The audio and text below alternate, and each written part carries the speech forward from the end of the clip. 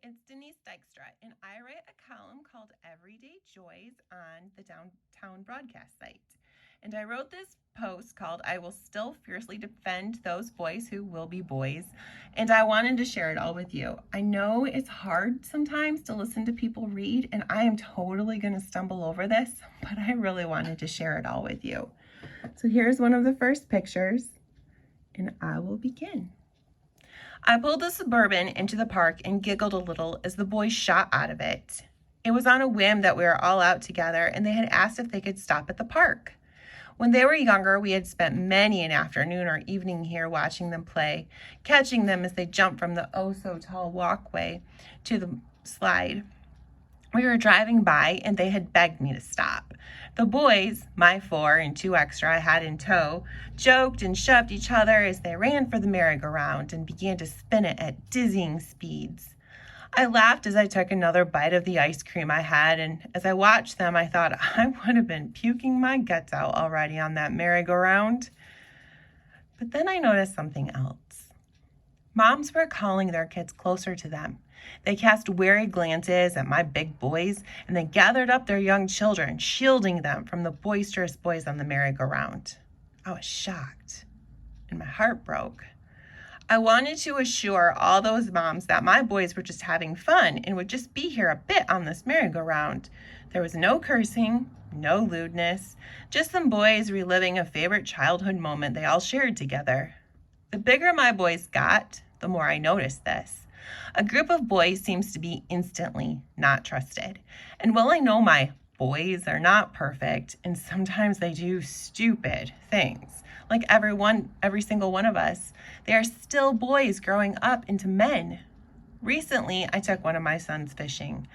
Well, I don't like fish or fishing or really anything about fish at all. I do enjoy the time with my boys. I set myself up with some knitting and listened to them joke and watch them beam with the big fish they pull out of the water. I take all the pics and squeal as they expect me to when they pretend they will shove the fish in my face. It was quiet, and then, sorry, I lost my place. It was quiet, and then a loud truck rumbled in. The tires were for show and grippy, heavy tread. The back window displayed stickers I have been well acquainted with over the past years by the boys' back windows of theirs and friends' trucks. The boy hopped out of the truck, and Old Country was pumping through his speakers. He carefully tried to get the boat backed into the boat launch. I am not a boater, boat person, whatever you call it, but I have spent enough time near a boat launch to know a few things. Want me to hold the rope for you? I asked the boy, who was more than a boy. He was startled. No, I got it, he mumbled with his head down. He finally got the boat in and the truck parked and came back to look the boat over. It's a pretty boat, I told him. I inwardly groaned when I said that to him. Boys don't call boats pretty, and sheesh, he didn't need to think he was dealing with some loony woman on his fishing night. Thanks, he said, a bit surprised, and gave me a quick side glance. He kept watching the boat, holding the rope. I really will hold the rope for you if you want to get in, I offered. I don't know much about boats or anything, but I know a little from listening to my boys. I smiled at him, setting down my old lady knitting needles. Oh, thanks, but I'm just seeing if it has any leaks. He then proceeded to tell me how he had traded for this boat and needed to make sure he really had made a good trade. It seems good, he grinned finally. He looked up at the truck, and his girlfriend came down from the lake as she was looking at her phone. I think we can fish, he said.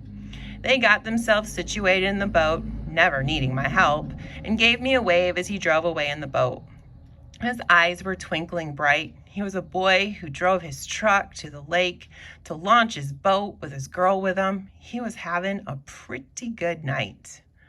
I wasn't weird, was I? I asked my son, who had come back from fishing the shore a bit down from the launch. I knew he was keeping an eye on all the things and had easily heard the conversation. You were just being a mom, and that isn't weird, he shrugged. I mean, you are kind of a weird old mom with knitting needles and all, but nah, you were fine. I thought about the transformation of the boy as I talked to him that night. I thought back to the day at the park. I thought of my other boy mom friends who languish over how people fear our boys, who are loud and big and strong and help us and watch out for us and defend their little brothers as well as pummel them to the ground. In this house, I have fed a lot of boys a lot of meals. I have asked them to give me a hand, and they have quick as a lick moved furniture around for me or helped diagnose a mechanic problem. The boys check in on each other and talk for hours in my driveway about life. And they peel out of my driveway and away from the house every single time. They spend hours working on pickup trucks and rev their engines every time they drive by our house. If you want to find a bad group of boys, you're going to find it. But these boys are out in the real world, working real jobs and taking real pride in their hard work. They are eating all my groceries, but they are giving me hugs when they have signed up to serve our country or they leave for college again. They are dropping a cuss word and seeing me around the corner and shouting out an apology. They are wrestling in my house and then spending a night fixing my favorite chair they just broke by plopping their big self into it. I challenge you to look for the good in a bunch of boys. If they're jerks, well, walk away like you would any other jerk. But I think you'll find more good in our young generation than you will find bad. It's time to celebrate the group that is our next generation instead of making them feel they are to be feared and thought less than. Tell me a story of a terrible kid you find, and I can nod and say, I've seen them as well. I'm just asking you to be on the lookout for the hardworking ones.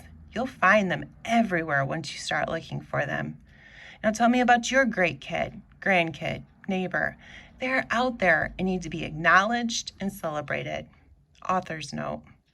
I wrote this column 2 days before a young man went through our little community and broke into numerous vehicles, including ours. That same day, another young man who is friends with one of our sons stopped over to check on my husband's potatoes because he was curious how they were faring in the rain. Same community. The one who did the bad got all the attention, but there are many more of the good, and no one is giving them the attention they rightly deserve by doing the daily little bits of good. Thank you for listening to my post. You can find more of Everyday Joys on the Town Broadcast.